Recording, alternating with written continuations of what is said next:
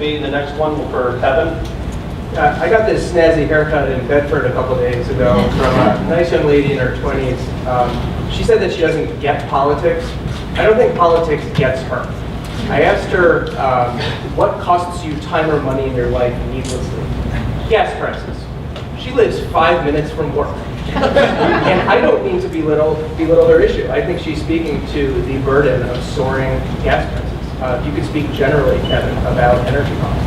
Absolutely. Look, we need a long-term energy plan in our state. Much like we have a 10-year transportation plan, we need a 10-year energy policy. As I've said before, electric rates are going through the roof in this state. We've all seen them go up as ratepayers and as businesses as well. And this puts us at a competitive disadvantage when we're looking to attract businesses into the state, especially if it's a manufacturing business. IKEA was going to relocate a manufacturing plant or build a manufacturing plant in the city of Claremont. Decided not to. Why? Because of our high cost of electricity.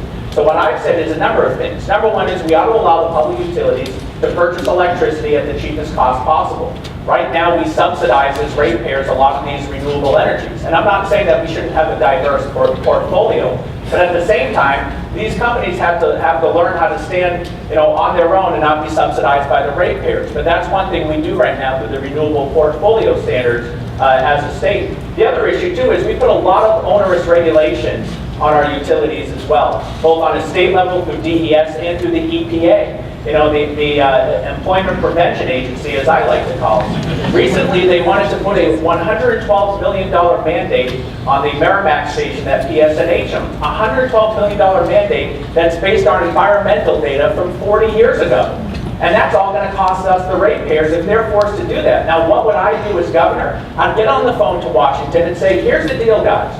You want to put a $112 million mandate on one of our energy stations, either you need to pay for it from Washington or go pound sand. Because I am not telling the ratepayers of this state that their electricity costs are going up yet again. And oh, by the way, next time you send us a mandate, make sure it's based on environmental data that's at least current and recent rather than 40 years ago. So we really do need a long-term energy plan. We need to put everything on the table too. Natural gas, it's so cheap right now. We should be looking at whether or not we can build infrastructure, new infrastructure, to bring more pipeline through the state and get on the cutting edge of this rather than looking back on it 10 years from now and saying, oh, we missed out on it. So I think we need a very long-term comprehensive energy policy in the state, something we haven't had for a long time.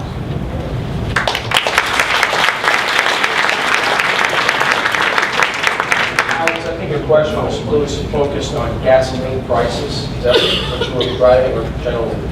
Yeah, two sides to it. If you want to start gas and fit in electricity, sorry. Clearly, we have an issue in New Hampshire in terms of our energy costs. We've over the years artificially supported higher cost energy delivery, and we need a comprehensive plan not just for our existing electric utilities and our electric energy plans, but also to remove those barriers that are driving costs in our state. How about if we start to get behind the effort to repeal RGGI? Can we start to do that? Okay. We need to look at what are the factors in the state that are driving those costs. Some of it's legislative, some of it's regulatory, and we need to have a diagnosis of our own energy platform. And then as we look to develop new energies, our energy sources, whether it's windmill or alternative energy, let's make sure it's cost effective. Let's not arbitrarily subsidize in a way that distorts the marketplace. And then, of course, we need full regulation. We need to move into that area where we have true competition in all aspects of the energy sector.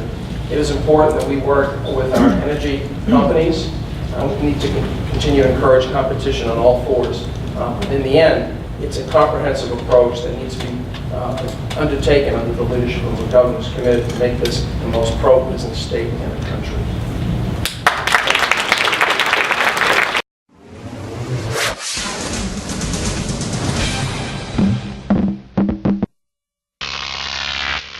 GrokTV.